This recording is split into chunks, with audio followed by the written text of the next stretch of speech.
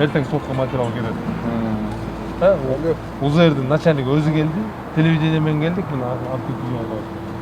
Бишкек шаарынын мэриясына караштуу жер ресурстары башкармалыгынын Борбор калаадагы ижарачылардын төлөбөгөн карыздары боюнча кезектеги текшерүү иши болду. Шабдан Баатыр көчөсүндө жайгашкан унаа оңдоо, унаа жуу, май алмаштыруу, желимдөө сыяктуу кызматтарды көрсөткөн жайдын кожоюну бир топ убакыттан бери ижара акысын төлөбөгөндүктөн мэрияга болгон карызы 400 000 сомдон ашып кеткен. Ушу пункт технического обслуживания деп 2003-жылы алган. Жылдык арендасы 102 000 сом, тактап айтканда. Ошонун бүгүнкү күндө 428 000 карызы бар экен. Ушундай бизде көп жылдан бери төлөбөй жүргөн арендаторлор боюнча тийиштүү иш-чаралар жүрүп жатат.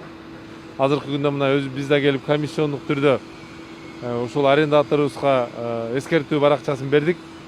Эгер ошо эскертүү баракчасы боюнча 10 күн ичинде тийиштүү чараларды көрүп карызын жаппаса, биз тараптан өндүрүү боюнча сотко берилип жана арендасы токтотуу боюнча материалдар комиссияга киргизилет. Бишкек шаарынын мэриясына караштуу жер ресурстар башкармалыгы эскертүүгө карабай ижара акысынын карызын төлөбөгөн ишкерлерге жана ишканаларга тиешелүү чаралар көрүлөрүн билдирди.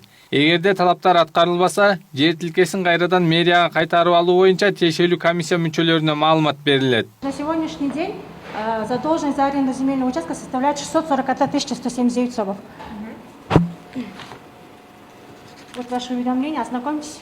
Имарат Прогресс компаниясынын кеңсесине келдик. Себеби дегенде Имарат Прогресс компаниясы бүгүнкү күндө Байтик Батыра улица Байтик Батыра көчөсүндө жайгашкан жерди мэриядан арендага алышкан өз убагында.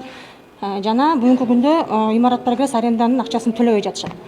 Төлөбөй жатышат 2-квартал 2019 жылдан бери.